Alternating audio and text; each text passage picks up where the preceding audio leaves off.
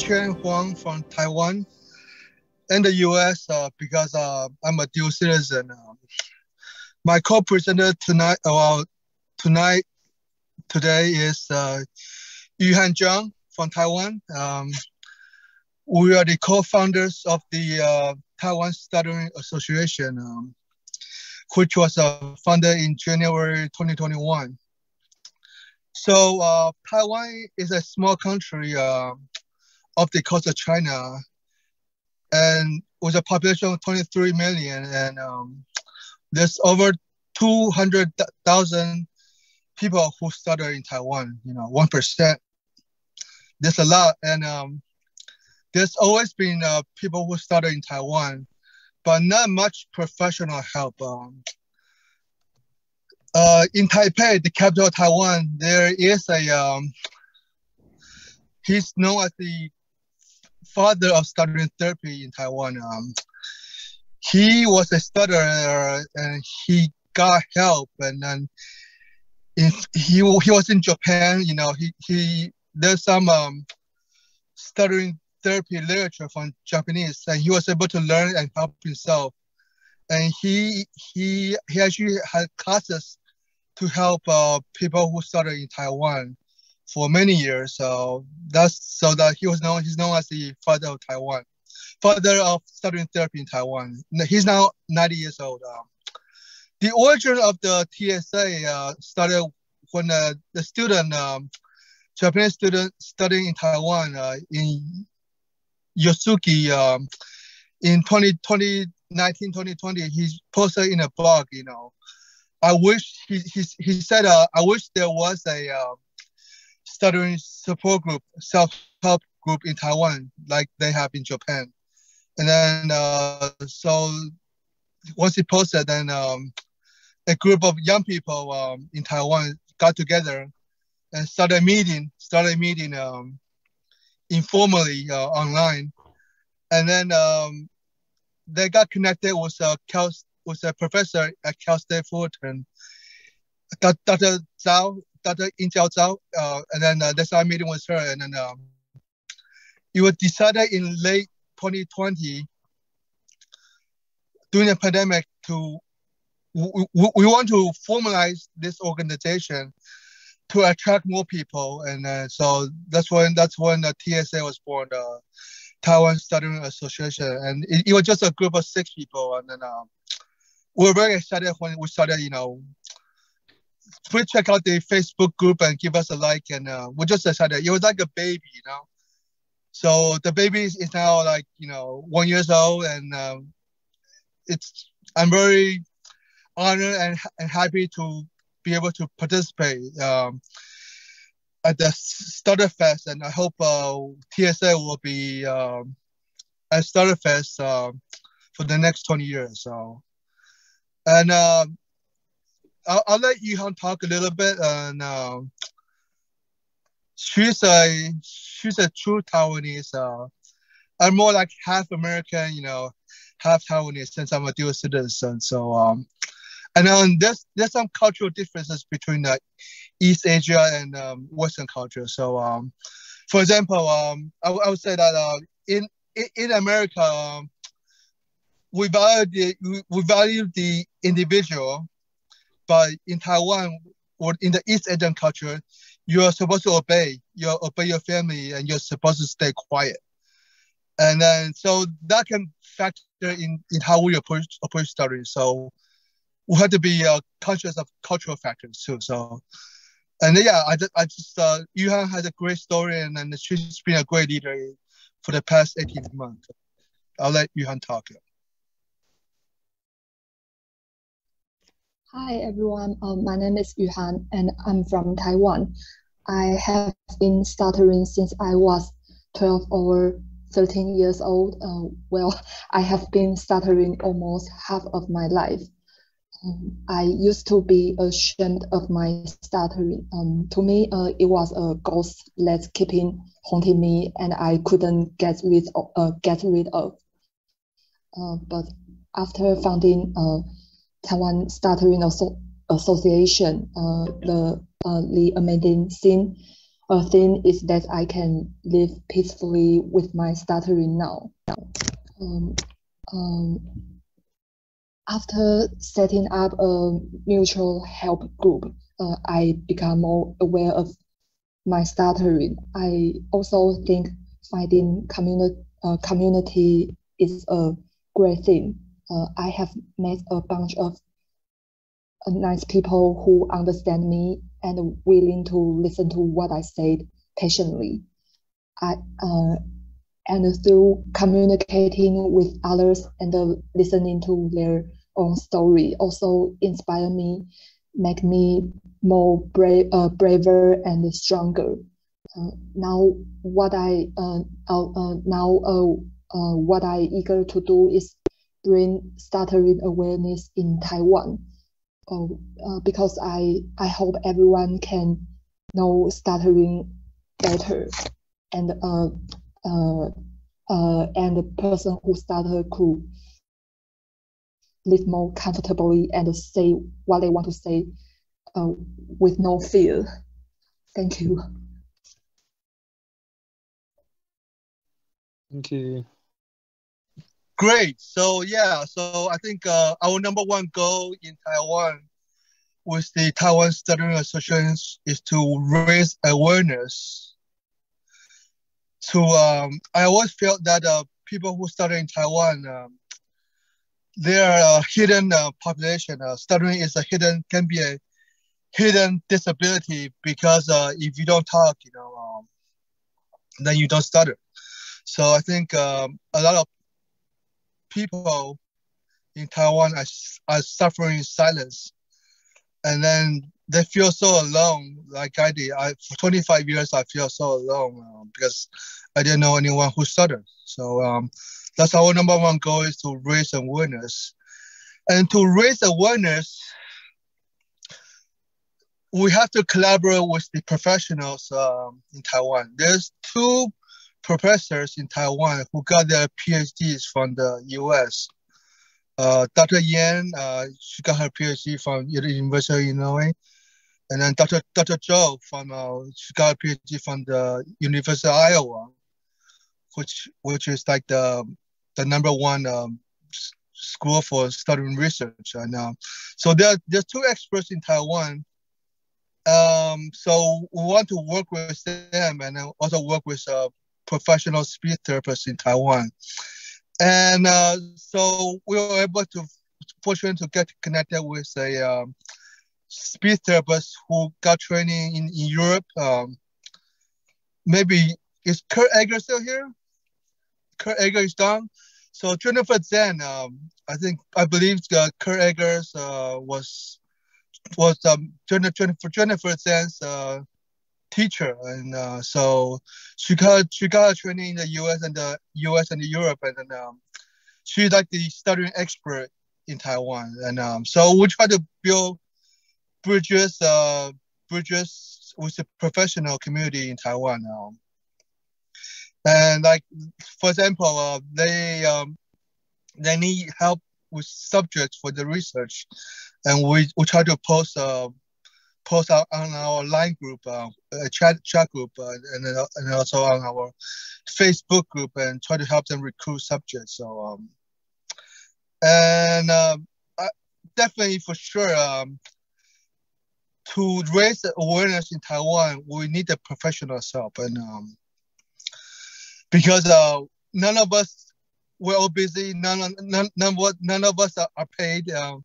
We don't have any money, so it's all a volunteer effort. So it's the professionals to get the students also interested in stuttering, so they want to become fluency specialists, and maybe they can also celebrate ISSD in October with us. And something that I like to do in the U.S. I get invited to talk to universities stuttering class a lot. But I wish that can happen in Taiwan. So I think it's just my impression that stutters get more respect in the USA and Europe. Maybe they don't see people who stutter as equal, they see us more as patients. So like people with TBI or aphasia. Then so it's really important for us to build bridges and connect with professional speech therapists in Taiwan to develop a good relationship. It's not us against them. We're all working together. And hopefully, the speech therapists in Taiwan, they can get training maybe in Australia or in the US, so they become educated in the acceptance of stuttering rather than try to cure us. How about accept us and teach us mindfulness and teach us compassion, self-love, all these psychological aspects of stuttering beyond just teaching us technique. So I think that's something I like to work on, to have better speech therapists who specialize in stuttering in the future in Taiwan. And that's something to work on. And obviously, it'd be nice to have a kids conference, parent conference, because parents in Taiwan, they don't understand stuttering. The concept of it's okay to stutter is not, it's not prevalent in Taiwan like in the US and Europe. And hopefully, obviously having conferences would be nice, like a one-day workshop they have with the NSA and the friends. But we have to do it step by step. And if you guys want to help, we'd like your help. For example, many of you have websites, materials in English, and with technology, I think it'd be very in the future. You can just try to have the information in Chinese, automatic translation. So it's something, there's so much information in English, but there's so much lack of information in Chinese. So I don't want to say Google Translate, but there's something. I mean, there's softwares that can translate, from English to Chinese, and then it just, yeah. For example, like one book that has helped me is the advice to people who stutter, and then self-therapy for the stutter, published by the SFA. And they're in English, and we have to talk to Jen Fraser and see, if they can publish it in Chinese, because there's 700 million Chinese people who stutter. And like today, I see a lot of Chinese last names, like Zhao, Li and Zhang, So there's a huge demand for, for Chinese stutterers to get help. So any questions? I love questions. So yeah. Yes, Tom, go ahead. Yes. First of all, thank you for being here today. I find your presentation fascinating. What is the general perception of stuttering in Taiwan? Right. By the okay. average person? Yeah. So I would say the general perception of the stuttering is that if you're a person who stutters, they have this misconception. If you're a stutterer, or you identify as a person who stutters, then you cannot talk. Because this misconception of people who stutter as severe stutters, that you cannot talk. But we all know the reality is that there's so much variability that many of us have mild stuttering, and there's so much variability. So, but then, for example, we have a member, he's having trouble looking for a job, we tell him, you should tell employers that you stutter, that you're a person who stutters. But then I would say it's unfair discrimination, because once he tells them that he is a person who stutters, they think, oh, you stutter, then you cannot communicate, you cannot talk, so then he doesn't get a job. So that's why so many of us have to hide stuttering, because there's so much misconception, negative stigma, and just unfair discrimination in Taiwan. Yuhang, you want to share something about your experience maybe in Taiwan? Well, I think if you stutter to someone and they will say, oh, you are too nervous, oh, just speak slowly and you speak smoothly. Yeah. So people have this. Yeah, Tom, your question is such a good question now. Most people still have this misconception that stuttering is because of nervousness. That you don't need to take a deep breath, stop being nervous and slow down, and then the problem will be fixed. But we all know that is not true. We know that stuttering is genetic. It's a brain differences, and there's nothing wrong. There's nothing wrong with us. We're smart. We're intelligent. We just talk different. So that's the message that we want to talk.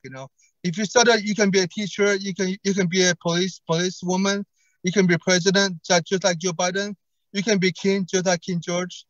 That's really important. We need to bring the stuttering above the surface. Like there's so many people who stutter, who are trying to hide it. We need to have people come out, come out of the closet.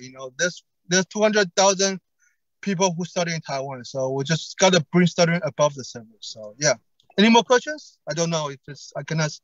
Oh yeah, go ahead. Mr. Zhang, Tianqian Zhang. Yeah. So I'm actually really agree with you. We should bring our issue above the surface. That is the really true things. But what I want to add in your kind of opinion is that we should not only bring that our issues above the surface, we should also to seek some kind of technology support for us, like to utilize some kind of the AI technologies to create some kind of the products to help us to say smoothly, because I know it is really important for the social acceptance for us. But it is always true that as a stutter, it is really hard for us to just work well in the in our career path, because a lot of opportunities for the workings, we have to make sure we speak smoothly, we can actually convey our ideas smoothly. So I think it is not their fault that think we are not capable to suit a certain kind of the work, because we cannot say smoothly. That is really important issue. So what I want to demonstrate is we really need to make sure we can just bring some fun, bring some kind of the focus on the technological things to solve our kind of things, because I know there's no cure for us to make our speech more smoothly, but we can use the technology to help us to say, to help us to convey our idea to others. So this is what I wanted to add in your speech. So and finally, I want to thank you for this wonderful speech.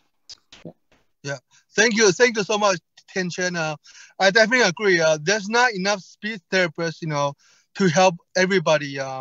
So technology, like you say, AI, definitely technology is the future. And then we need to ask Elon Musk, we need to ask Elon Musk how to solve, for people who want to be fluent, it's that technology that help us, So I definitely agree. Okay, Pedro, go ahead. Pedro from Portugal, go ahead. Hello, thank you for your presentation, Wang and Yuan. And well, my English, so it's not the best. So sometimes I don't understand very well what people are saying, and sometimes I don't make my point. But I will try. It is a question because you said something that trigger me. That is, you said that we have to work with professionals to raise awareness, and I was seeing that as an obligation, let's say like this, and I was thinking, if why you're talking from the Taiwan Stuttering Association, I think so. You have to work with. I understand the professionals are important, but to raise awareness, it's an obligation. You don't have autonomy to, as association, to raise awareness without whoever. Yeah. Pedro, that's a good question. So our goal is to raise awareness. I think having professors and therapists join us, that give us their credibility issue. Because if you're a medical doctor, if you're a professor with a PhD, if you're a professional speech therapist, when they talk, they listen, right? Because we're trying to defeat the myth of stuttering is not a nervous disorder. So we need backup, we need backup support. So I definitely agree with you that we can do it ourselves, but we're only 6 people, so we don't have money. So this is our volunteer job. So I definitely agree that it is easier, if we get help from the professional community, it will make our mission easier. Okay. Well, I was just thinking, and to finish that, I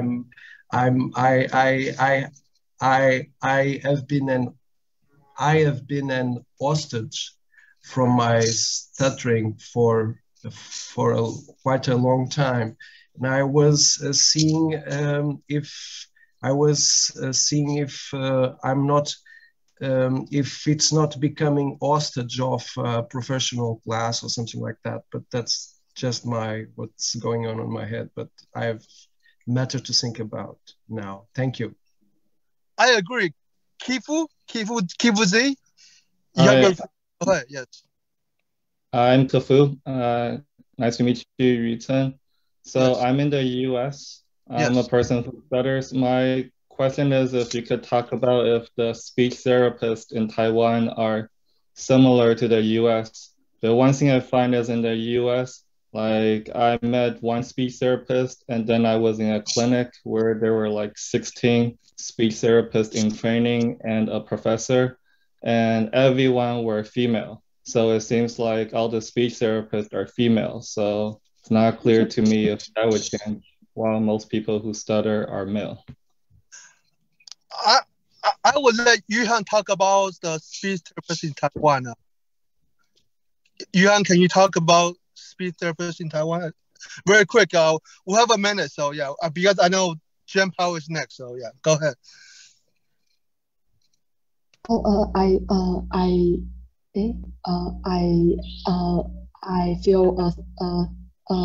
feel therapists in Taiwan have a lack of